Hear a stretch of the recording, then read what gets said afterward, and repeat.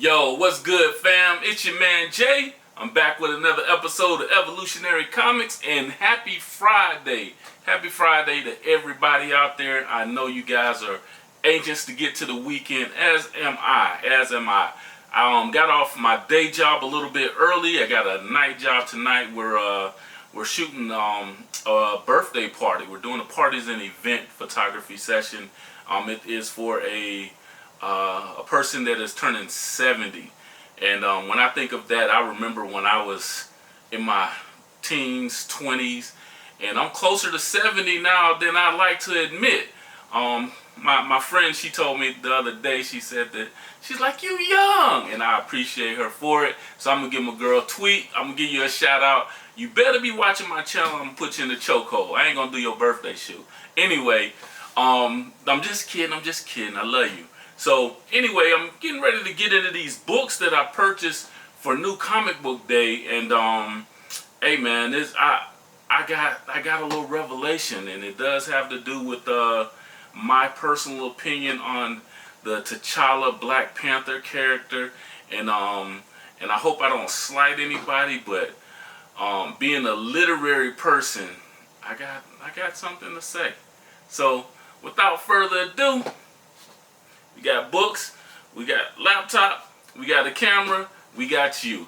Let's get it!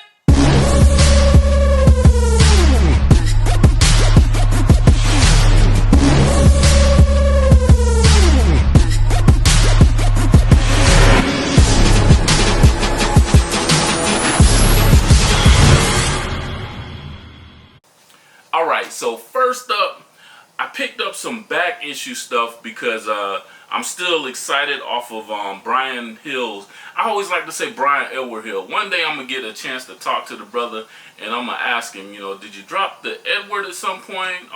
What? I don't know. It's just Brian Hill. But he's one of the dopest writers out. If you've watched some of my previous videos, you'll hear me go on and on about him, about Rodney Barnes. I am a writer's fanboy. Being that I try to write a little bit myself, I'm really into the literary aspects of things, and when I see somebody pen some really dope, put some words together, I like how you put them words together, you know what I'm saying? So that's basically is what I'm trying to say. But anyway, I wanted to go back to some of his early work and see, the differences between the way he wrote back then as opposed to the way he writes now, which is, it's on professor level as far as I'm concerned right now. So I study that kind of thing too. But all that yammering to say, picked up Michael Cray, and this came out in 2017. I'm not sure. It's on Wildstorm. If you don't know too much about Wildstorm, hopefully I'm not giving you guys a glare. But if you don't know too much about Wildstorm, I believe Wildstorm was created by Jim Lee, and this was after him and Todd McFarlane, all those guys, they went over, they created Image. I believe Wildstorm was something that was a spin-off by Jim Lee. Correct me if I'm wrong. Sometimes I get a lot of stuff confused. Hey, I'm old. That's what I just telling y'all. Damn. Get the picture. Anyway, but I picked this up. This is kind of like, I don't know. This is kind of more like a Jason Bourne type character, it seems. I read the first issue. Like I said, I don't know too much about it. I read the first issue, so I'm really interested in digging into this and finding more about Michael Cray. I picked up some of this particular series a long time ago, but it wasn't the #1 issue, so I picked up #1 and I picked up #2. So I'm going to check those out and see how my man Brian Hill was writing back then. Also educate myself on this particular character because sometimes these really dope characters, they get lost in the sauce and then nobody ever hears from them again. But my whole goal, my whole purpose is to bring awareness to black characters and black creators and all of that. So y'all check out Michael Cray. And to follow that up, I also picked up this Wildstorm, and I know this is part of the group. From reading #1, this is part of the group that he's working with. And I think this is the character Grifter in DC Comics. I think I seen this particular character in a Batman comic or something like that. So I wanted to pick that up and check that out. And this is actually #2. This is the cover for #1. This is the one that made me pick it up because I saw Michael Cray and just wanted to know who this person these other people around him were. So pick those up. I'm gonna dig off into those. I'll let y'all know at some point in time, you know, what I thought about them. I picked up King Spawn. As I told you guys before, I pick up these Spawn books, and I haven't been reading them, but one day I will. So, you know, Image, Todd McFarlane, whoever's writing them, y'all can say thank you, send me a little note. Todd is actually a really cool guy. I met him before, so he's a really cool dude. And he's actually one of the only creators that that pulled me to the side and talked to me about writing and gave me some advice. He actually told me to submit some of my stuff to him and see where it goes from there. So haven't got quite to the point where I'm, you know, where I'm ready to submit. You know how like you be sensitive about your stuff and you worry somebody that great wants to read it or whatever. You don't want to just do it, but you got to seize your opportunities when you can, because I messed up because I no longer work and I'm no longer in that position where I get to meet people like that, to get to meet these creators and everything. So thanks to CGC for giving me that opportunity, but it's a fleeting opportunity, and I didn't seize the opportunities that I had when I had them. I thought I was going to be there for, you know, till I was old or whatever, till I was really old, but nevertheless. Alright, so next up is Knights. This is by Wyatt Kennedy. This series has been good, but it has been on my mind as far as what I'm going to do, if I'm going to keep it in my pull list, because every time I say, you know, I'm going to keep something, then I come around to something else and I decide, you know, maybe I don't want to, you know, keep that. It's not as exciting. So this may be the last issue I picked up. I'm not even sure how long these go. I think I'm caught up on my reading. I think I'm on issue number 5, so I still got 6 and 7 to go. But it's been a really good story, and this guy here, he started off, he came to live with his, I believe it's his cousin, and they live with a skull and bones guy who was trying to find out what happened to him, how he died. So he's, you know, in the mix, and he can't go to the afterlife until he does. There's Ghost.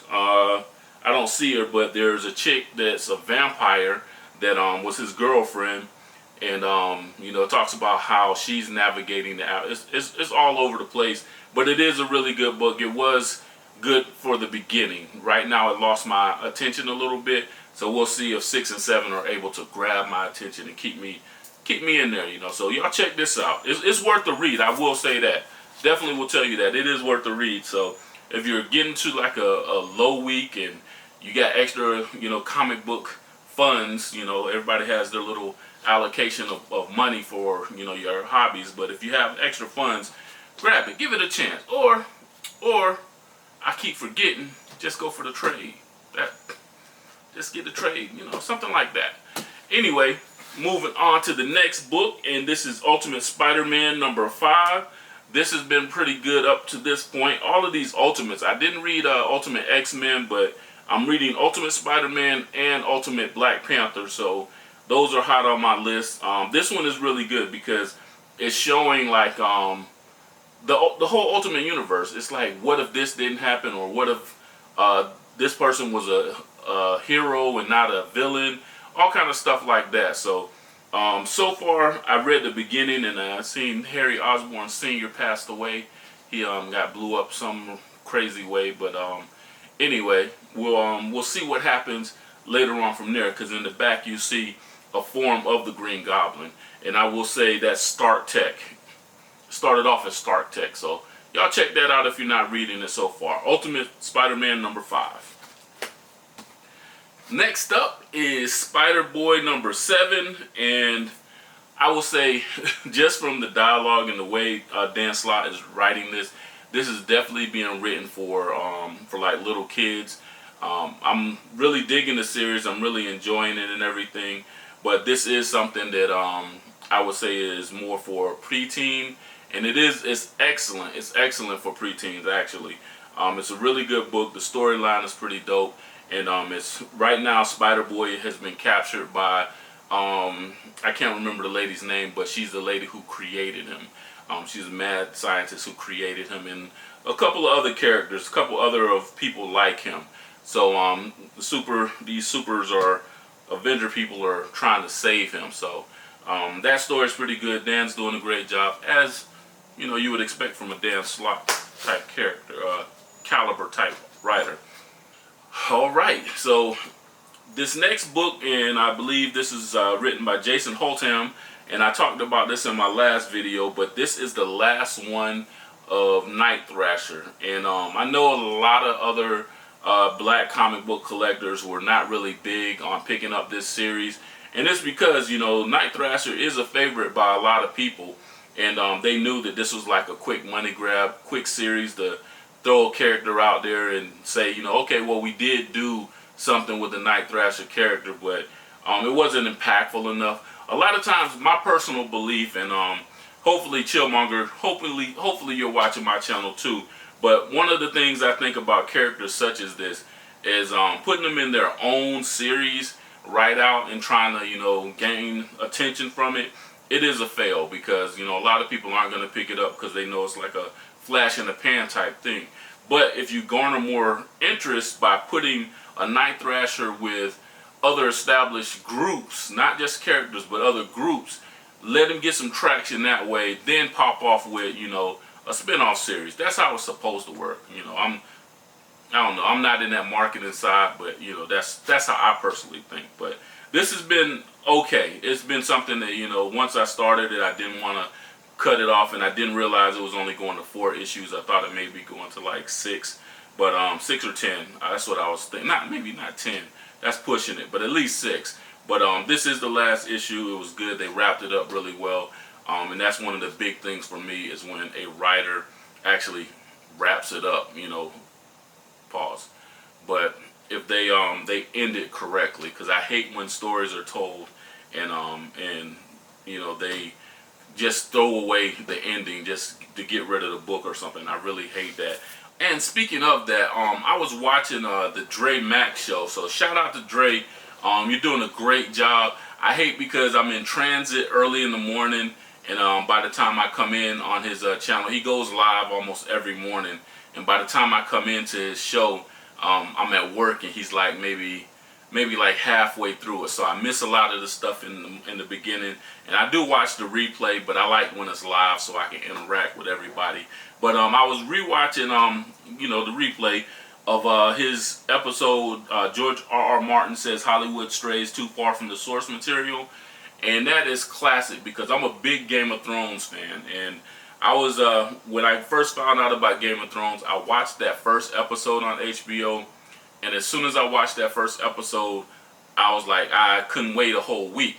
So I went out and I bought the first book, and I read the first book like in a couple of days. It's a 1,000-page book, and I read it like within a couple of days just to get ahead. I'm like that sometimes. But all that to say, what I'm really trying to say is I read all of his stuff. I read the entire series, Song of Ice and Fire, whatever. But the way they ended Game of Thrones was such a disappointment, and it was because it wasn't how the source material was written. They swayed away from that, which is basically the basis of that whole video that Dre Mack put out. And I just saying all this to say that I concur with that. And that does destroy a lot of stories. But the thing that I also want to say is that George R.R. Martin, he has to take accountability himself because he never actually finished it. He didn't finish everything. He's saying that, that the source material wasn't followed to the letter, but we sat around waiting for another book to come out for years. For years, we were sitting, people that were actually into the reading part of it, we were sitting around waiting and talking about it. And I know at one point he was trying to get some interns to help him finish the book and stuff like that. And I think he fell off a little bit. So he has to take accountability for that as well. And then places like HBO and definitely the people that are writing for Marvel that's connected to Disney, y'all got to stick to the source material because that is what makes people fall in love with the characters. And when you have a character that is blown up to the proportion of, say, a Black Panther, you got to pay homage to the people that was there in the beginning, the people that were fans before you guys put him on the big screen and the rest of the world found out about him, because you think that you made Black Panther a star and you didn't. And I'm speaking to Kevin Feige and the rest of those guys at Marvel, even, Mr. Ryan Coogler. I love your work, but at the same time, y'all didn't make Black Panther a star. the Black Panther character made his own way through the writing, through Reginald Hudlin and the great Christopher Priest, and being created by Stan Lee and Jack Kirby.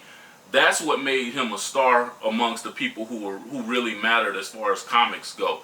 Now that the rest of the world is falling into that trend and loving these comic book characters through the MCU, you guys are kind of betraying us a little bit. And I think you guys need to go back to the source material, stick to the basis of these characters, and that's what's going to give you a key to success. That's why Marvel is falling off. They were a flash in the pan, and everybody's going to rush out, including me, is going to rush out to see the movies and everything. But us true fans, we're looking at it through a side eye, like, is this movie gonna suck? I mean, y'all killing a lot of characters. Look what y'all did to Gore, the God Butcher. That was horrendous, and the way that the MCU is affecting the legacy of T'Challa and the Black Panther that's a whole nother subject. I'm sorry. This is just supposed to be about these books.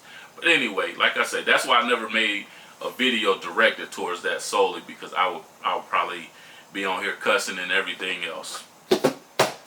Anyway, moving right along to the next book, and Midnight Suns. Now this is a really dope series. This whole Blood Hunt series is on fire to me, because I read the Blade series, and Brian Edward Hill did a great job, such a great job that that foundation that he laid there is what is basically making the Blood Hunt series so good. And there's been a thrash of a whole bunch of writers who are writing different things within this series that are striking fire. And I don't know if it's like one of those things where people are bringing out their A game, but so this is being written by Brian Hill, and I don't know if that's what made it extra on fire, but it's exactly what we were expecting. And the reason why I think that he's the one, even though this whole Blood Hunt, I think Jed McKay is like, the lead writer on this particular series, or this series of books, but it's all based off of Brian Hill's basis with Blade, that last series of Blade, and that's where this all is coming from. So you got to read that to really understand what's going on, and maybe they're not telling you because it gives you more insight into, well, how is Blade going against all of these people? And if you read that, you'll understand. But anyway, I do feel like the Midnight Suns were going to be the solution to helping Blade get back to himself, and this was really good. This was a really good book. This is a great start. In that beginning where Blade is sitting in a diner, and he called all his crew, his tag team, to meet him there, and when the little tear in his eye, that was great writing. Great writing, and Jermaine, I think it's Jermaine Peralta. That was great artwork. Love that. Love that. That was really emotional, and I guess you got to be in the comics to really feel it like I felt it. So I picked up this A cover, real quick, and I picked up this variant cover. Thought this was hella dope. Hope you agree. And I also picked up this other variant cover, and I'm not going to go through who did each one. I'm actually upset because I didn't get that red sketch cover.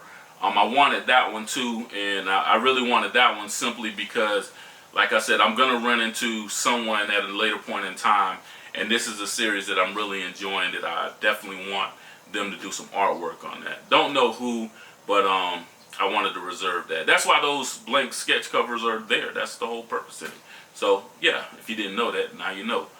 Alright, so moving on to the next book, and this Edge of Spider-Verse, and this is I fell in love with the cover. First of all, I fell in love with this version of Jessica Drew.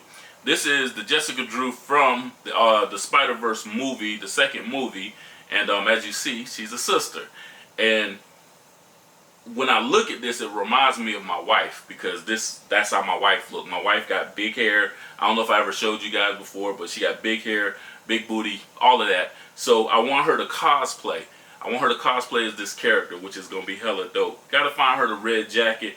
But back to the actual book. I haven't read it yet, so I can't give any insight into everything about it. But I do know that the writer for this is Miss, I think the way you say it is Nyla Magruder. I'm looking at her, Nyla, I guess that's the way. But I was just looking her up to find out a little bit more about her. She's from Maryland. She has a bachelor's in communication, as well as a bachelor's of fine arts and computer animation. And she was the first winner of the Dwayne McDuffie Award for Diversity in Comics. I know some of you people out there that's diversity this and that, or they hate hearing that, but bump y'all. But yeah, that's really dope. It says she became the first black woman to write for Marvel Comics in 2016. I don't know how accurate that is, but she looked like she did some work on Squirrel Girls. She did did MFK for Inside Comics, Guardians of the Galaxy. I don't particularly know her work as of yet. I can't say that I know any of her work, but you know, she has like a little short list of what she's done so far. So I'm anxious to read that. I want to give her a shout out, and maybe in a later video I'll talk more about, you know, the writing and how she did it, in my opinion. Just give my thoughts on it. But that's some of the interiors, the artwork, and it's weird because when I look at it and they're advertising this book, you know, of course on the book it shows Magruder as the writer, but when I look it up, they show a whole bunch of other people's names, and it's weird because they have like Alex Segura as the writer and Carla Pacheco as the feature. Oh, they do have Neela Magruder as the third one. They have her like as the third one, but the entire book, half of the book is about Jessica Drew and the story that Neela Magruder wrote. So I'm gonna give her shine. I'm gonna give her flowers even before I read it. I picked up this one, and I also picked up, this is, I guess, the Star Wars variant of this particular book. That's dope. I really dig that. My girl Natalie at my local comic book shop, Emerald City Comics in Clearwater, Florida, she hooked me up with this one. I thought I was only gonna have this cover. I think she ordered another cover for me, so I'm gonna be surprised when one day I just walk in and she's like, "Oh, I got something for you," and it pops up. So yeah, I wanted that red cover where Jessica Drew is like this on it, and I'll put it up somewhere so you guys can see. Yeah, I wanted that cover too, and also wanted this other cover, the 1 in 25 Baldari variant. I wanted that one too, but we'll see. We'll see if I get them later at a later time. But next up is yeah. So next up is Black Panther Blood Hunt #1, and this is being written by Cheryl Lynn Eaton, and yo, I don't know. She did a great job. This was absolutely fire in my opinion. I read deeper into some things and was like, damn, she really this. At the beginning of the video, when I was going on about my affections for literature and the way people put words together, she did a really great job, and it instantly made me a fan of hers. I definitely would love to talk to her one day. I'm anxious to see more of her work, to see other stuff that she's done. But off rip, and I said this about Brian Edward Hill, people don't remember when that one shot that Brian Edward Hill did before he did the whole run. I forget where it was, but it was when what's his name? Noel had come to Earth, and Noel was doing his damage. Noel went to Wakanda and got his ass kicked. So everywhere else in the world, Noel was running rampant, doing his thing, but he got smacked and kicked out of Wakanda just like any other common little person in that particular issue. And Brian Edward Hill wrote that particular issue. Is eluding my thought right now as far as to give you more information about it. I may just put a picture of it here so you guys can see and you know what I'm talking about. But when I read that, I was like, this is the dopest Black Panther writing since Reginald Hudlin and Christopher Priest, in my opinion. This is who we need to be writing Black Panther. And that was before, I can't remember if it was before or after it was before He Who Shall Not Be Named in Ta-Nehisi Coates' run. So it was in that time period. He came through, he did it like a true brother is supposed to write it. Saying that to say she did this like a sister's supposed to do it. No disrespect to Dr. Eve Hewing. Love you, but I was really, really captured by Cheryl Lynn Eaton's writing in this. I really love the way she laid it out. And Karami, I don't know who Karami is. Let's see, real quick. Y'all hang with me. I hope, like I said, I hope everybody having a great afternoon, and hope everybody enjoys their weekend. And Farid Karami, so he's also doing Blood Hunt 2 and 3. Looks like he did some work on Hot Valley Days and Cocaine Nights. That looks interesting. I'm gonna dig into that later. He did some stuff on Venom, Lethal Protector, Fantastic Four. So yeah, so he's done a little bit here and there. I don't know if he's like a main, if this is his main thing or not, but the artwork was great in this book. It matched the words, and like I say, a perfect comic book to me is always whenever the story matches the art, and the cover wraps it all together like it's supposed to. That's what makes me give, you know, my personal review a high grade of a book. And this one, I gave this one 4.5 slabs right off the bat off of one read, and it was what I was expecting. So, you know, y'all check this out. It was a great read. It is definitely, out of all these books that I picked up, definitely my #1 book for this week, and it was definitely worth the wait of waiting to see what was going to happen with T'Challa with this Blood Hunt series. Alright, so the next books I'm going to show you were some things that I picked up, back issue stuff, but this first book is The Spirit. And I was checking out my man Black Key Comics, and I saw a post where he showed this particular character, and I was like, I don't know, didn't know how to feel about the character, because I was like, you know, the time period that it was drawn and everything like that, and me not knowing really what the character was all about. But I did see something where he said it was like a minstrel character, and that's, people that don't know, if you ain't look it up or whatever, the clownish, buffoonish type characters, how they used to draw certain black characters back in the day, and that's what this character viewed to me as. That's what I saw, but I don't know any deeper about it. But it is an important thing, just like you know, some of the other characters, I don't want to say all of it, but some of the other characters that you would see that a lot of black people, you know, kind of didn't like, you know, because of the way it was portrayed and everything. But it is an important part of history. So anyway, this is a Will Eisner created book, and it's Will Eisner created characters.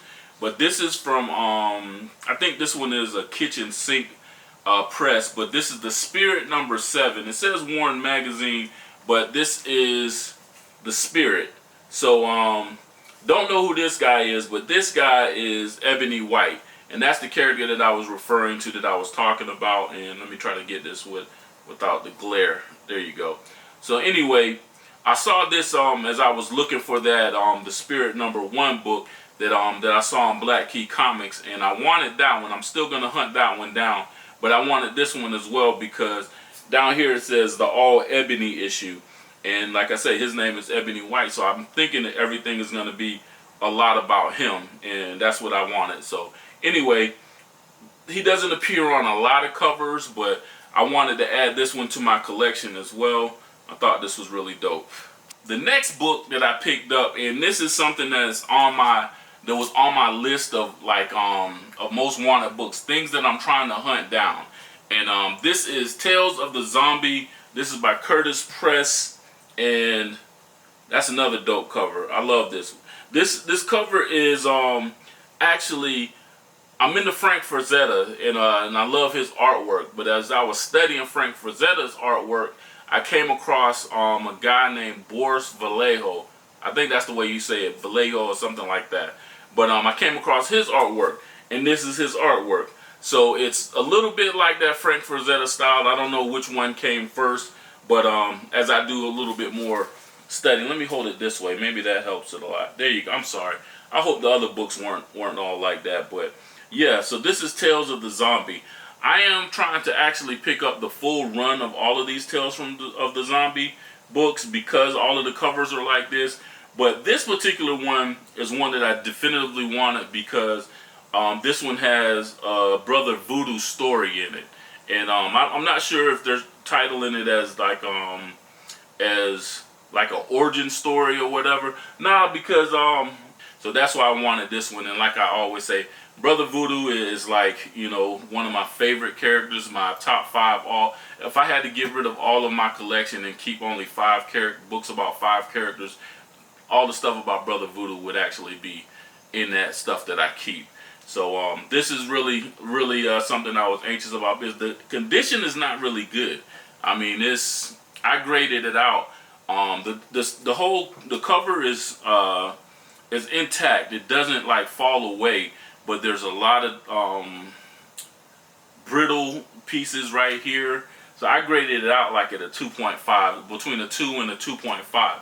But it's still readable. So yeah. So anyway, and the reason why I even said that part, you know, like I said, it presents beautifully. It's a beautiful presentation of the book. The main parts of the cover are intact. It's just the spine, and it has like some creases here and stuff like that, and it has a little water damage on the back.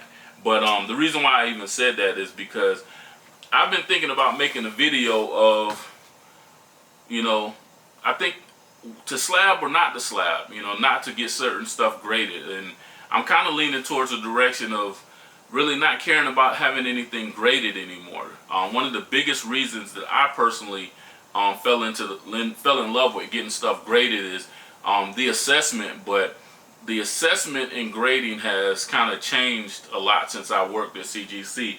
But I love the actual presentation of the books being in the slabs. So that's one thing. And I think I talked about it in another video, not sure. But I picked up those comic capsules. I like those, but I would definitely like something thicker, more firmer. And I don't know if I'm going to have to put it in picture frames or what I'm going to end up doing. But I'm really teetering on the point of not spending that extra cheese just to get something graded, you know, especially when I can grade it myself. Because I'm really just, you know, because it's not something I'm going to sell, but it's really something that I just want protected in the best, you know, capsule as possible. If y'all feel me, you know, it's like a struggle just thinking about that, because I'm really being careful about what I say. But anyway, some other stuff that I picked up, wanted to show you guys. And I picked up this, and I showed you guys this in a previous video, but this is also in my quest to become more educated about the entire history of Wakanda and all the Black Panthers, not just T'Challa, but the other ones as well. Like I said, I have, you know, all of the books, the floppies, all the comics, but there's certain stuff that that you really you have to read them in succession to completely understand. You have to have a really good eye and really be a deep study to understand a lot of stuff when you're talking about the entire mythos of Wakanda and the Black Panther character. So this is Black Panther T'Challa Declassified, and I forgot what's the brother's name, Maurice Brodus. So yeah, Maurice Brodus is the writer for this one. So I picked this one up some time ago, a couple weeks ago. And as you see, I've only gotten like probably, you know, just a little deeper into the first chapter. But as a companion to go along with that, I picked up a book that came out before, and this is Protectors of Wakanda. And this has been written by Karama Horn. And when it first came out, I was objective to it. Without reading it, just the ignorant side of me, I was objective to it. And I was objective because when I heard about the book and I was hearing different things, I was thinking about it as, you know, it's a history of the Dora Milaje. And I remember when I first, you know, I have the very first issue hanging on the wall over there of the first appearance of the Dora Milaje. And they had a certain story that I liked. You know, they were not just concubines of the queen, but they were kind of like a group of women that were selected to protect and for the king to choose a wife from. So they were like wives in training. And as time has gone on, a lot of people, a lot of women took offense to it, the way that was written. But and they're most definitely their opinion on it. But I didn't view it the same way. And maybe it's because I'm a man, I didn't view it that way. And that may be, you know, a conversation to be had. It wasn't anything intentionally disrespectful towards women, but I thought it was really dope because T'Challa didn't follow that tradition. You know, if you remember, he dated Monica Lynn. He dated that other chick while he was in college, but he dated Monica Lynn, and you know, that was the love of his life for a minute, and then he dated Storm. So he never followed that, but it was the fact that the Dora Milaje, they only spoke to him. They didn't talk to anybody else. They talked to each other, and they talked to the king. They were there to protect and serve the king. And I love that aspect because that's what the basis was. And I was told that, you know, this book kind of swayed away from that. So it kind of pissed me off. So I was like, I ain't reading that. I'm not going to buy that. I'm not spending my money on that. But as we all get a little bit older, even if it's 5 minutes later, you get a little bit older, you get a little bit wiser, and you can't condemn and talk crap about something unless you read it and you understand it for yourself. And Ms. Karama, if you're ever come across this video, somebody else, you know, takes a soundbite and shows you, much respect for anybody who writes a book, you know, period, first and foremost. But I'm gonna read it, and I'm gonna give it a chance, and I'm gonna look at it objectively and optimistically because I've heard great things. I've also heard great things, so that's another thing. And then as I flipped through it, when I picked it up, I got it out the mail. I was mad because they put it in my mailbox instead of bringing it to my door. But I was just looking through it, and you know, some of the chapters are things that, just like, you know, the Black Panther T'Challa Declassified is stuff. This is by Queen Ramonda, and chapters on honor with the Dora Milaje. This is really interesting. I think it's something that's really empowering, and I'm anxious to read this one. So y'all pick this up. I actually got this book for like, I think 15 bucks, something like that. But I think when it first came out, it was like 22 bucks. But I got it for like 14 or 15 bucks off Amazon. And I wish I could have paid Ms. Karama directly herself. And the people that own Amazon wouldn't have got any money, like I was told about this particular book that I'm going to show you next. But anyway, I hope it goes to, the money gets to her in some way. I forget about how all that publishing stuff works. But yeah, I'm going to check it out. Y'all pick that up. And this book, Mr. John Jennings, I owe you an apology as well, because I was about to cut off Green Lantern War Journal, and Mr. John Jennings is writing that, and I was enjoying it, but I was getting to a point like it got to like a little lull in the story, and I was like, okay, this is something that I can let go so I can pick up something else. And I said that right as this Blood Hunt series was kicking off, and I knew that I was gonna, you know, be directing a lot of funds towards getting all the covers for Blood Hunt and all of that kind of stuff. So, but I read the last 2 issues of Green Lantern War Journal, and it pulled me right back in. So John Stewart's, I'm gonna show y'all that book one day, the next issue, promise. John Stewart's off in this galaxy where he don't even know where he is, and there's a war going on, and he can't get out of the galaxy to get back home to his mother. He created, with the Green Lantern ring, he created a version of his sister who's taking care of his mother, but it's a detriment to her because she's in this dream state, and all she's doing is dealing with her daughter, her youngest child, and it's not helping her health. So it's, you know, it's like I say, it's detrimental to her. So it's gotten interesting. It's gotten really interesting. So, you know, if you've been reading that, hit me up. Let me know what you guys think about it as well. This particular book is Devour, and this is being written by a young lady named Jasmine Joyner and Anthony Pugh. And this is also, I forget how John Jennings has anything to even do with this, but I saw this on his Instagram, and when I saw it, I was like, dang, that looks really interesting. And I follow Mr. Jennings on Instagram, you know, and like I say, I think he's a really dope writer. I love his work. And he's done nothing to, like, you know, diminish that to me. So I'm like, you know, if he says it's something dope, I'm gonna check it out. I can't remember exactly what it was that how he had something to do with it. I'm seeing that Anthony Pugh is the interior artist. I don't know. I gotta look it up and figure it out. You know, Mr. Jennings, if you see this video, hit me up and tell me what it was. So anyway, when I picked it out of the mail, when I plucked it out of the mail, this I saw the back, and I always like to read the back to see what different people have said about books. But it says a dark retelling of the West African legend of Anansi the Spider comes to life in this bone-chilling graphic novel. This story, I think, from reading his Instagram, is kind of like things about family secrets and family curses, things that's going on in the family.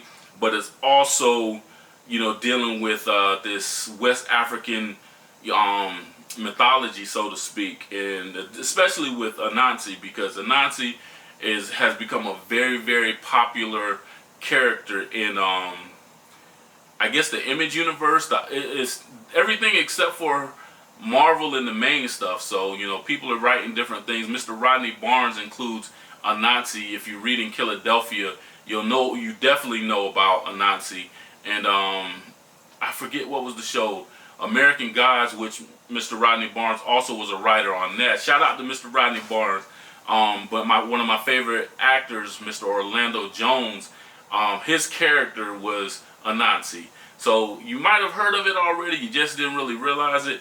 But that has something to do with this book. And like I say, it's a graphic novel. And I saw Tanavre Due, who is the first black sci-fi horror writer that I ever came across. And back when I lived in Tallahassee, right after college, I came across her book, The Between.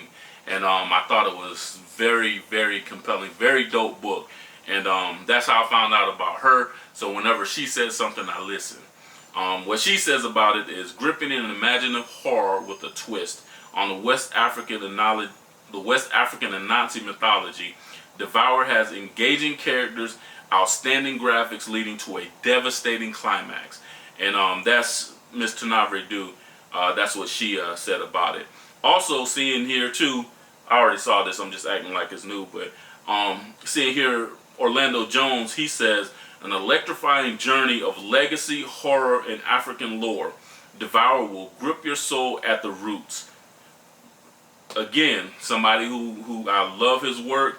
These are people that, you know, that I don't know personally, but I respect them because of their creativity and the work that they do. So them saying that about this book is even more. If you ain't listening to me, listen to them. Go pick this book up as well.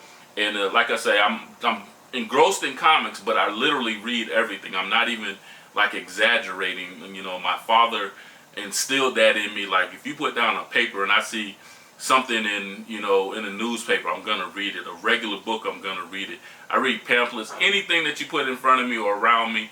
If I got a second to read it, I'm gonna read it. So except for people's journal, I don't do that. So people that read other people's journal, you need your ass whooped. Anyway, I'm gonna show you guys a sneak peek into the artwork. Show y'all some beautiful artwork there. Let me make sure you're not getting too much glare. Oops. I don't know. Maybe here? Come on, catch up, camera. Anyway, there we go. Anyway, so yeah, so that's the books that I picked up, the comics that I picked up. This video's gotten a little bit long, and I got to do some other things and go pick up a lady so we can go do some work with some old people. Anyway, I love y'all. I really appreciate everybody who stops by, you know, checks out my channel. Brother Jackson. I want to start calling out people's names because I'm gonna forget people, and you know, that's never a good thing. But everybody who be hitting me up in the comments, everybody who talks to me, who supports this channel, I appreciate you. All 260 subscribers that I have as of this moment, I appreciate y'all. I love y'all. Y'all continue to keep kicking it with me. Stay with me because I feel like, you know, there's gonna be a boom in my traction as far as YouTube goes. So, as I always say, continue to evolve. It's your man Jay. This is Evolutionary Comics, and we out. Peace.